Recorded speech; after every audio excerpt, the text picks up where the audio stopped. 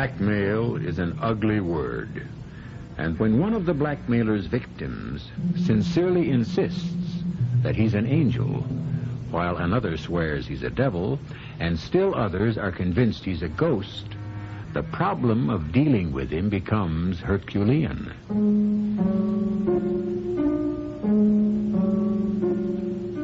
My name is Robert Grand. I'm a 38-year-old bachelor.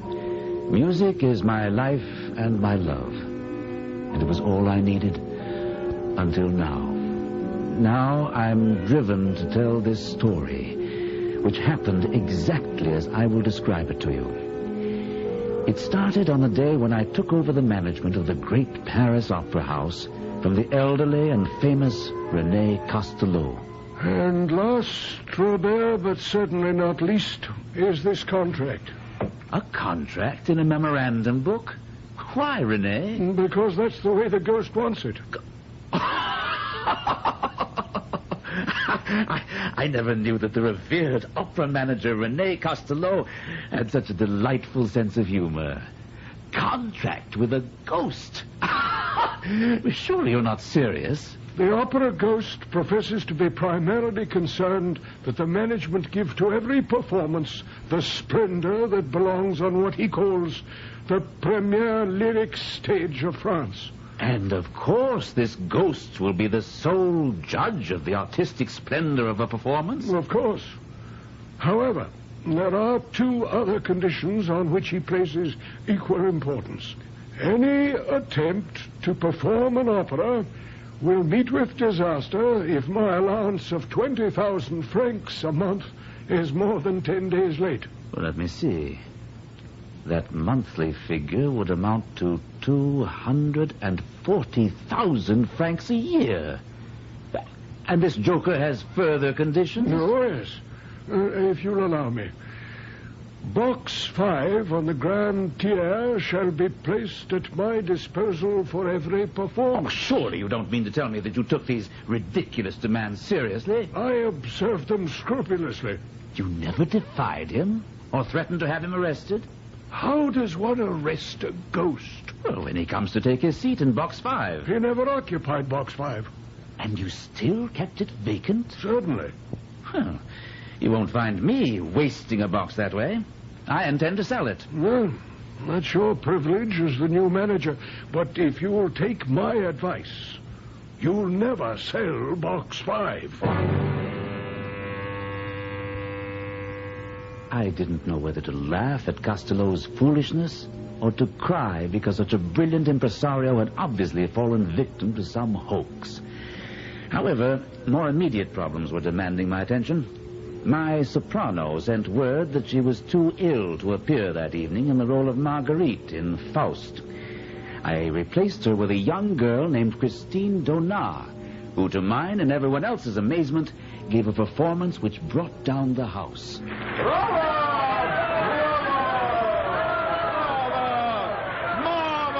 Superb, Christine! I thought you were in Chartres with your brother. I was until I heard that Christine was to sing tonight, and then I rushed to Paris. Forgive my rudeness. I mean to congratulate you upon your appointment as the manager of the opera. Now I must congratulate you on choosing Christine. I never heard her sing like this before. So have I. What a triumph! Look at her. She seems quite overcome. Overcome? Nothing. She's ill. She's fainted. I led Paul Duren quickly backstage to Christine Daae's dressing room. A crowd had gathered outside her door. I made my way through with Paul by my side. I opened the door and saw that the house physician was by her side. To my surprise, Paul Duren walked swiftly to the couch on which Christine was lying and knelt down beside her. She turned her head, opened her eyes, and said, Monsieur, who are you? Mademoiselle, when we were little children playing together at Perrault, I was the little boy who went into the sea to rescue your scarf. Well, how amusing, monsieur. Mademoiselle, since it pleases you not to recognize me, I should like to say something to you in private. Something very important. When I'm better, please. And I should very much like to be alone. I want all of you to go away. Please. I wasn't aware that you knew Christine. Oh, I've known her for a long time, Robert. Ever since we were children. But we are no longer children, my friend. So why should we hang about outside her dressing room door like a pair of... And I know her well enough to understand that she asked to be alone because she wanted the chance to talk to me privately. I didn't get that impression. But if you're convinced... Look, I'll prove it to you. Come on, let's go back and knock at her door, and you'll see. I don't know what you want of me. Oh, she seems to have someone in there with her. But that's impossible. We saw everyone leave when we did. Christine, you must love me. I do. You know I sing only for you. Nevertheless, someone must have stayed behind. Maybe we can learn something. I do not listen at doors. I'm going in. No. Wait. For my sake. Are you very tired? Tonight I gave you my soul, and I am exhausted. Your soul is beautiful, child, and I thank you. The angels wept tonight. I must go home. Of course. They're sure to catch us eavesdropping. No. Come here. Quickly. They'll never see us in this corner. She's alone. There's no one with her. He must have remained in her dressing room. And she didn't lock her door. I'm going in and find out who was with her. Are you with me? Of course, Paul. Come on. But there's no light in here. He must be hiding. Strike a match, please. Hiding isn't going to help you. We know you're here. We heard you. Now come out. Can you see anyone? No. He must be here somewhere, and we'll find him wherever he's hiding. You may as well come out now and save us trouble. I intend to find out who you are. There's no one here. And no place to hide. We're talking to the walls.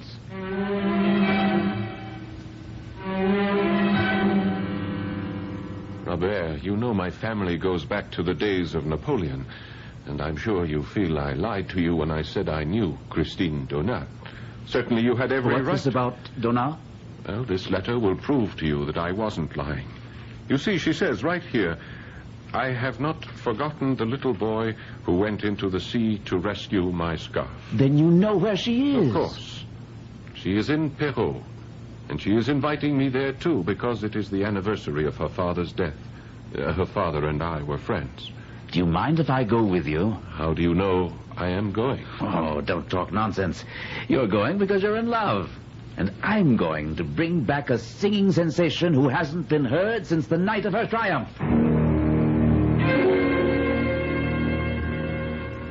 So you came after all.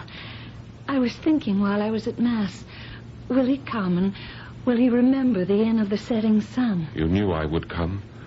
And you knew I would remember, Christine. Oh, I also brought Monsieur Grand. Well, how nice, but why did you... I am here to ask you to return to the opera, mademoiselle, and to ask you to sing other roles. Well, you will have to excuse me, Monsieur Grand, but I cannot talk of singing other roles now. But I have come all this way, mademoiselle, just to... I did not ask you to come. Or you either, Paul. You asked me to come, Christine. You knew your letter would bring me here to Perrault as surely as the sun shines. Well, that may have been a mistake on my part. There was no point in my remaining, as it was obvious that there was a lover's quarrel brewing. So I told Paul he could find me in my room. What you hear now is what Paul told me happened after I left them in the sitting room. Why do you say mistake, Christine? I don't know. When I wrote the letter, I was thinking of my childhood and my father and the games we played as children. I think I wrote to you as the little girl I was then and not the woman I am now. When I came to you in your dressing room the other night, was that the first time you noticed me? No. I'd seen you in your box. I knew you were in the audience. Oh, good. Then why, when you saw me in the dressing room and I reminded you about the scarf, why did you pretend not to know me and laugh at me? All right.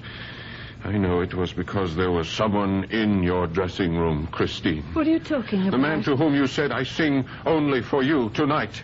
I give you my soul and I am exhausted. You were listening at the door. That's the most... I listened, Christine, because I love you. Yes, I heard everything. All right, Paul. Tell me what else you heard. I heard him reply that your soul is beautiful, child, and I thank you. The angels wept tonight. Oh, Paul. You should not have heard that. You shouldn't. You shouldn't.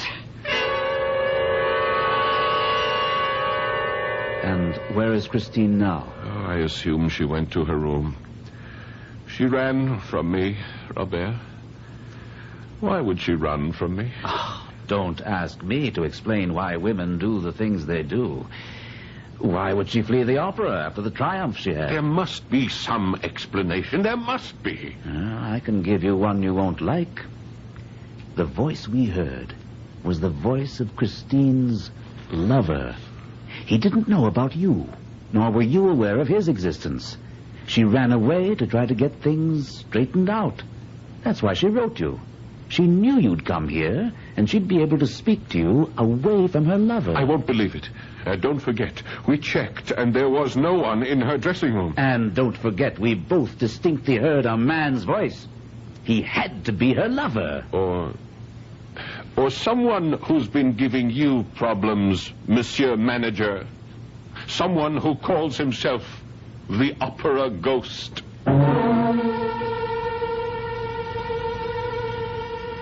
At this point, I think I can say that I've become an authority on ghosts and their habits. Now, I've heard of ghosts who clank, ghosts who moan, ghosts who scream, wail, and even gnash their teeth. But this is the first time I've encountered a lovesick ghost who's also an opera lover. I'll be back shortly with Act 2.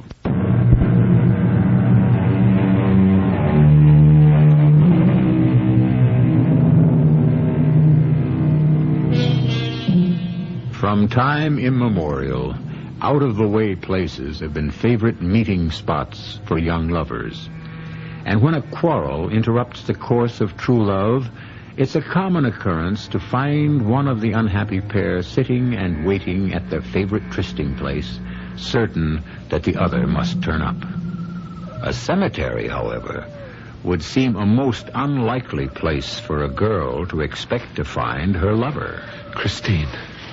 I knew you'd come to pay your respects to my father at his grave, Paul. And I waited here to tell you something very serious. Paul, do you remember the Angel of Music? Oh, yes. Your father never told a story without mentioning him.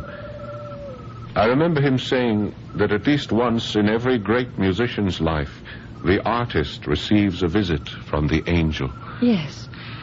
And sometimes, Paul, the angel leans over an infant's cradle, and that infant then has heard the angel, and the infant becomes a child prodigy. I remember. And when I asked Father if he had ever heard the Angel of Music himself, he shook his head sadly. But, Paul, he told me that I would hear the angel one day. He said, "When I'm in heaven, I shall send him to you." Paul, I have been visited by the Angel of Music. I don't doubt it. How is it that today you understand so well? You forget that I've heard you sing many times. And I never heard you sing the way you sang the other night. You were touched by genius. Yes, the Angel of Music. He comes every day to give me lessons in my dressing room. In your dressing room? The Angel of Music. What does he look like? You should know better than to ask that, Paul. I've never seen him. I only hear his voice. He speaks to me, and it's like in a dream. Are you sure you didn't dream all of this, Christine? How could I? I'm not the only one who heard the voice of the angel. Someone else has heard this voice? You, Paul. It was his voice you heard when you listened outside my dressing room door. Oh, Christine. You needn't have gone to such an elaborate lie to try to deceive me about the voice I heard. You think I lied? After all, I know what I heard. I'm beginning to understand. You think that was a real man's voice. Well, if you had opened the door, you would have seen that there was no one in my dressing room. After you left, I did open the door, and there was no one there. And you still don't believe? I do not. Oh, How could I have ever loved you? Go away. I never want to see you again.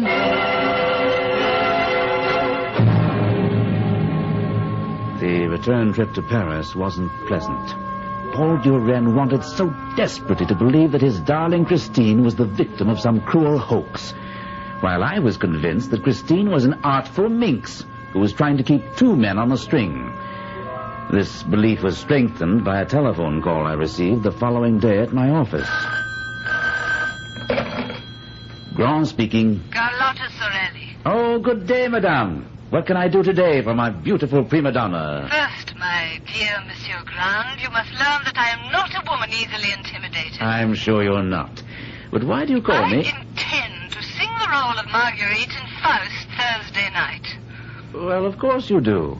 Why would you call and tell me what has already been announced? Because of a note I received this morning. It reads, "If you dare to appear as Marguerite next Thursday evening, be prepared for a gigantic misfortune." Oh, a prank. A jokester. Surely you're not going to take that seriously? That's exactly what I called to tell you.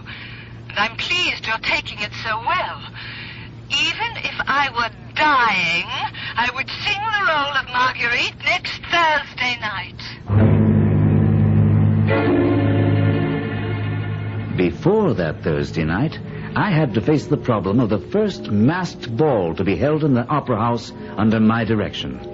This was to be a truly gala affair, with everyone in fancy dress. I knew from experience that every artist would be there, hoping to meet and fascinate a masked member of the upper crust. I, of course, attended unmasked. Robert! Robert! Oh, Paul! Is that you behind this black domino? Yes. I suppose you're seeking Christine, hoping to discover what masquerade she uses tonight. I don't have to hope. My Christine is behind that white domino over there, and we have a tryst in box 17 on the Grand Tier at midnight. Ah, and you're no longer concerned about that voice you heard in her dressing room? In her note making this assignation, she as much as admitted that she'd made a dreadful mistake about that voice. I see. Monsieur Directeur. What? When Sorelli fails to appear for Faust next Thursday, you replace her with the magnificent Christine. Who said that? It came from the white domino. Nonsense. Christine is wearing the white domino. Then Christine is using some trick to make sure she sings Marguerite again. There's where it came from the center of that crowd. The man in the scarlet cape and the death's head mask. You think so? Yeah, well, it's almost positive. Come, let's unmask him. Read what it says on his cloak. Don't touch me, for I am the Red Death stalking abroad. Hold that man in the scarlet cloak. Quickly, after him. Stop that man. No, don't touch him. He wears the mask of death.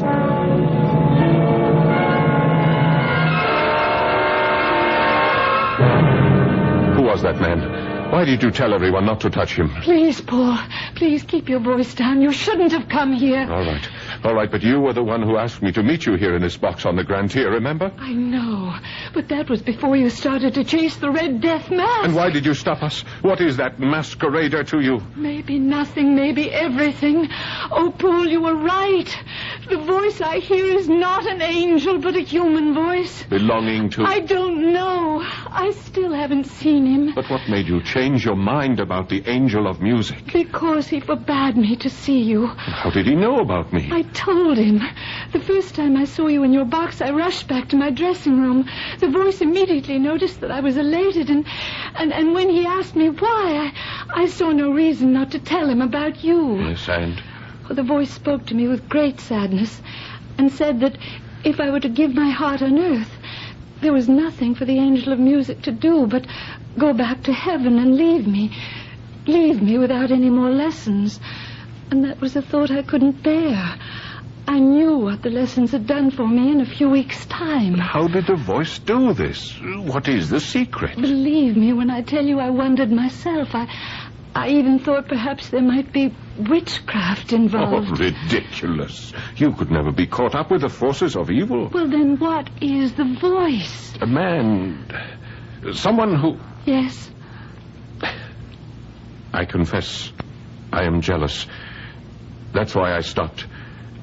There is no angel of music, but there is a man. A man who must love you and want you as I want you. And I mean to find out who he is. No, you mustn't. That's why I had to see you tonight, to warn you. Promise me that I'll promise nothing.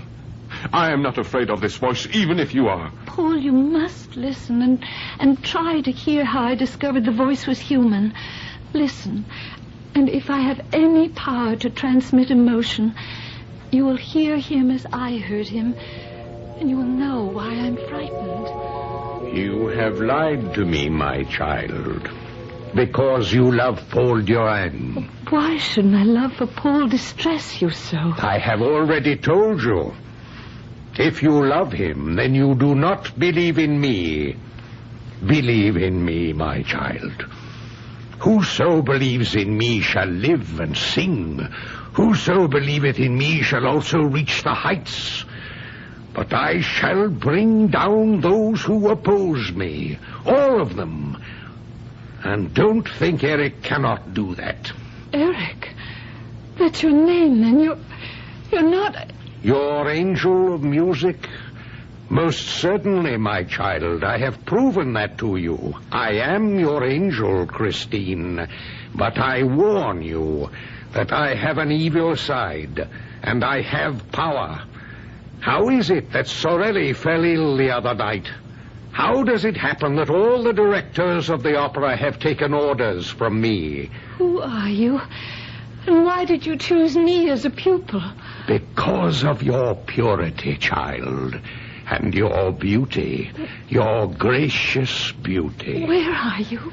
Here. This is a childish game you're playing. Let me see. Never. The day you see my face will be doomsday for you, me, and everyone connected with the opera. And let me repeat my warning. If you want Paul Durand to live, you'll be very careful about seeing him. Who are you to give me orders? I rule here. The opera house is my kingdom. And all of you are my subjects. Paul, dearest, did I succeed at all in recreating the power of that voice and the terror he inspired in me? Whoever or whatever he is, he must be completely mad. Perhaps, but nevertheless he does have power. What does it matter? You've told me that you love me, and now all you have to do is leave the opera, marry me, and we'll go away together. I cannot. I dare not.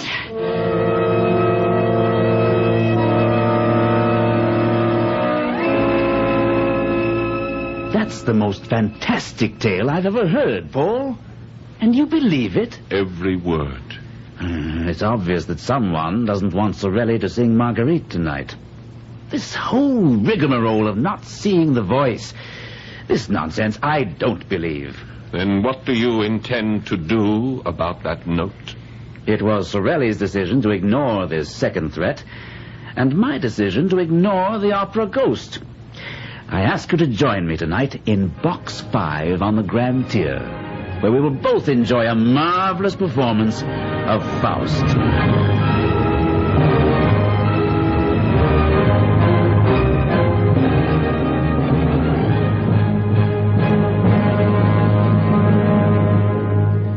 The first act of Faust went very well, and as the curtain fell for the intermission, I allowed myself to relax in Box 5, where I was sitting with Paul. Well, Paul, what do you say now? Do you still think we could have used the police? The police would have been useless, Monsieur Grant. Did you say that, Paul? I didn't say a word. But you heard it. Tell me you heard it. Yes, I did hear it. Where is that voice coming from? Not from this box. We're alone in it. You are not alone.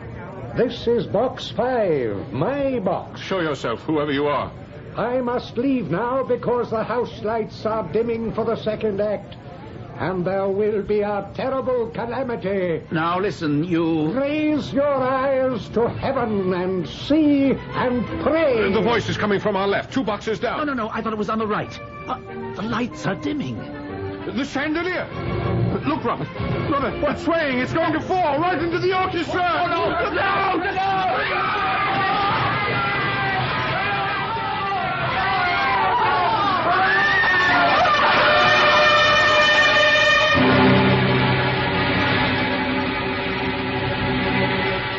natural accompaniment of any catastrophe is an attempt to discover the cause. And so it was with the collapse of the chandelier in the Paris Opera House. The newspapers speculated wildly as to the possible cause of the fall. But strangely, there was not one word printed about the opera Ghost. I'll be back with Act 3 shortly. No opera manager ever faced the problems that beset Robert Grand, newly appointed director of the Paris Opera House. How does one deal with something that no one has ever seen, but whose voice has been heard and whose presence has been accepted as a fact by opera workers and by your predecessor?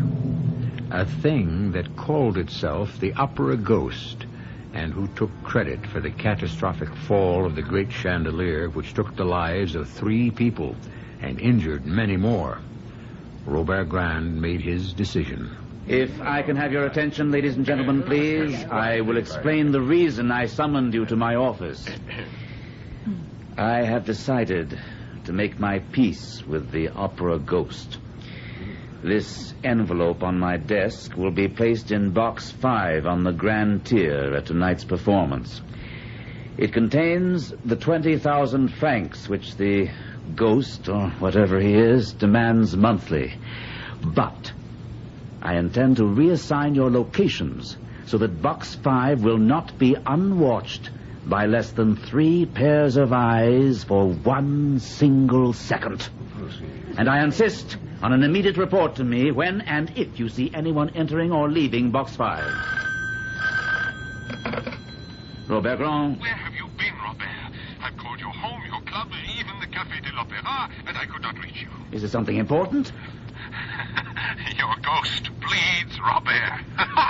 Your opera ghost bleeds. Real blood. Are you drunk or just raving? And if he bleeds, as I know he does, then he's no ghost at all, but real flesh and blood. Isn't that so, Robert? What are you talking about? What makes you so certain that he bleeds? Because I've shot him. Yes. Come to my apartment. I'll show you the blood stain.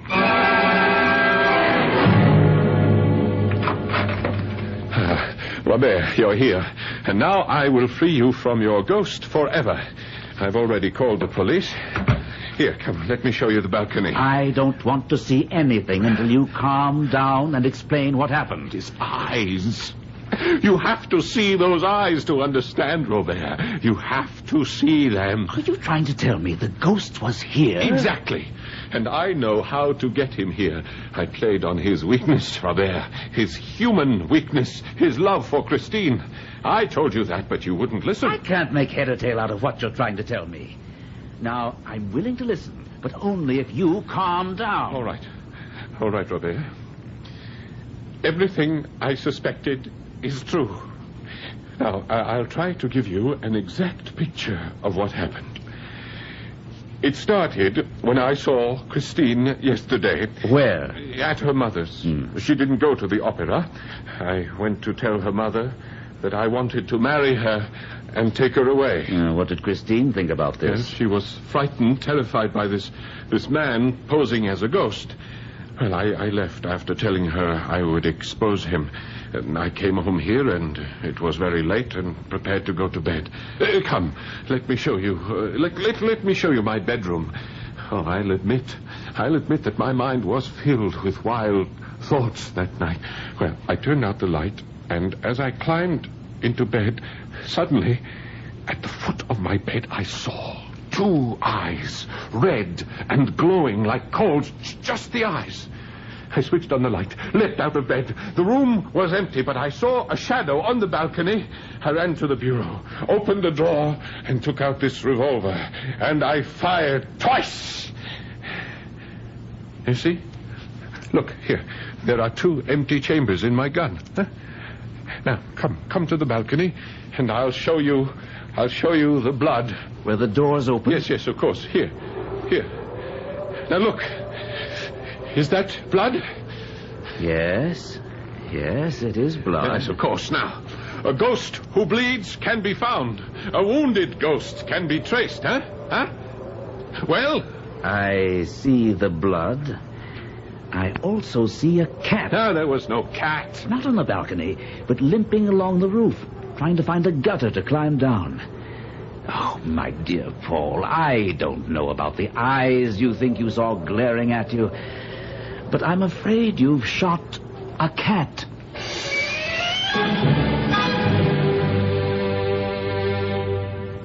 The next 48 hours will live forever in my memory. I expected that the envelope containing the 20,000 francs which I had left in the well-guarded Box 5 would somehow disappear. It did. But as I also feared, all 3 persons assigned to watch the box swore no one had entered or left the box. Far more disturbing was an unannounced visit from a dangerously quiet Paul Duren on the following day. Robert, I need your help. Of course, Paul, I'll do anything in my power. But don't you think that you'd better see a physician? Christine Daae will be appearing tonight in Faust. Yes, but not in the leading role. I've decided... That's not important. I think you should know, Robert, that she's agreed to go away with me. My carriage and coachman will be at the stage door promptly at 11. What I need from you is a way that she can slip out unobserved. Well, the whole backstage is honeycombed with trapdoors, but I don't know any that would lead out of the opera house itself. Perhaps René Castello might. He was the manager for 17 years before he retired. I'd appreciate it if you check with him. And also one other favor. I don't want to be seen myself. I wonder if you'd be kind enough to let me use your office tonight while the performance is in progress? Certainly. But isn't this flight a sudden decision? It's the only way. I've spoken with Christine, and she agrees that our only hope lies in getting out of Paris, even out of France. That may be wisest. But why leave from here? Christine absolutely refuses to give up tonight's performance. Not only does she feel obligated to you, but she also believes that Eric would somehow find out that she wasn't going to appear. Yes, she may have a point. The opera ghost, or Eric, as you call him, seems to know more about what goes on than I do. We'll meet back here in my office at 8 sharp.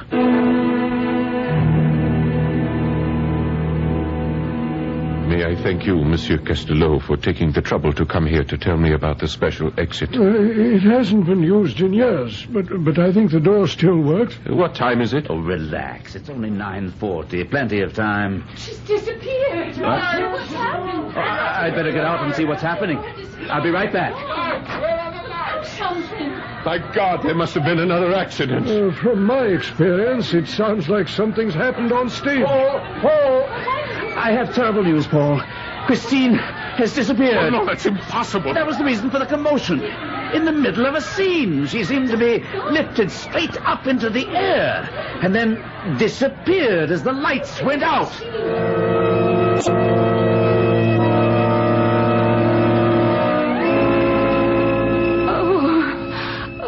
Christine, my love, please tell me you're not hurt.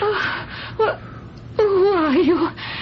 And why are you masked? Oh, I'm sorry that I was so clumsy and made you strike your head when I... Eric, what have you done? Only what you made me do, Christine.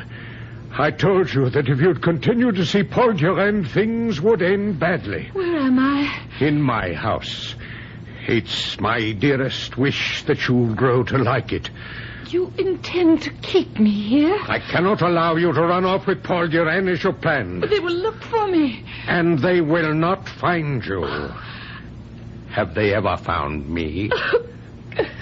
Why do you cry? You know it pains me to see you cry. I would never keep you here against your will, but I warn you, if you leave, you'll sign Paul Duren's death warrant. You're afraid even to let me look at your face. Careful, Christine. But I will tear that mask off. You're in no danger, Christine. I will not hurt you. so long as you do not touch the mask. And you expect me to believe that? You have no better friend in the world than myself.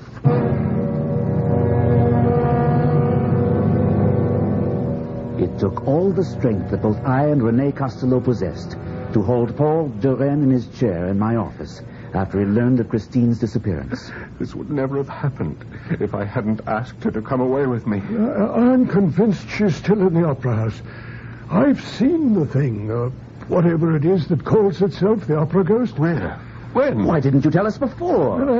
I tried to warn you. Well, never mind that. Where is he? And where is Christine? Well, I can tell you what I suspect. About a year ago, I worked late, and I decided to go backstage.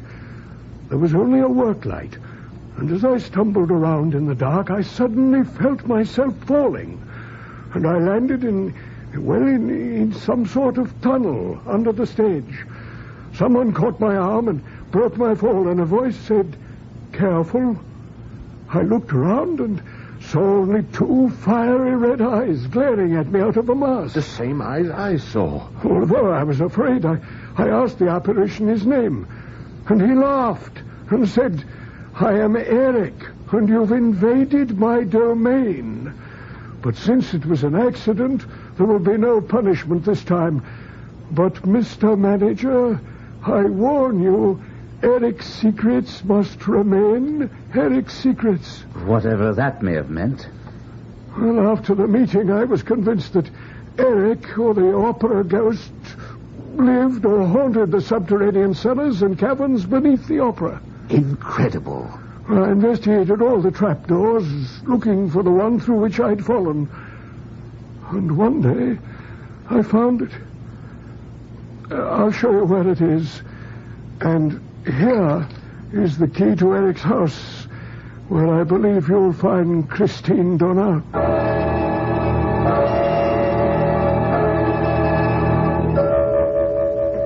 Wait. I see something. It's a door. Robert, we found it. We found his house. What's the matter? I just remembered what René said about the key and opening the door. Well, you can do as you like, but I am going in. What's the matter? I don't know. It's tricky. Maybe it's the wrong key. No, it fits, but the tumblers seem to be stuck. Oh, is that you? Yes, Christine, it's me. I must be dreaming. No, it's no dream. Can you help me open the door? He's tied me up. Damn him. Oh, Christine, oh, my darling, what has he done to you? I'm all right, but untie me quickly. Yes. We must get out of here before he comes back. Where are we going? As high up as we can get. Faster, Paul, faster. Shouldn't we have tried to get out? We don't have time. He's due back at 11. We're trapped. No, push this door. It opens onto the roof. The sky, the blessed sky, and the stars. It is only up there on the stars that you can escape me. Eric! Show your face, you coward. Where are you? Look for me behind all the smokestacks, but you won't find me. You're a coward. You're a liar. You think so? Then I show myself. Here I am. At last. Here. I raise my mask a little. Only a little, but you can see my lips. Such lips as I have. And let you hear my voice. You're a coward. Show your full face. My face. You shall see my face. And then you shall die. No, Eric, I beg you. My face that even the mother who bore me wouldn't bear to look at. Here. Now, look at my face. Good Lord in heaven. You wanted to see it. You wanted to see a face without a nose, with dead eyes, and the lips of a corpse. Now, look. As I come closer, the horror that is my face will drive you over the edge. Oh, my poor Eric. My poor Eric. Christine, you're crying. You're weeping. And for me, a woman, a beautiful woman, weeps for me. If it were tears you wanted, you could have showed your face, and the world would have wept for you. I set you free, and in freeing you, I free myself. Here, I leave you my mask. Eric, don't shout! I love you, Christine, as no other man could ever have loved you.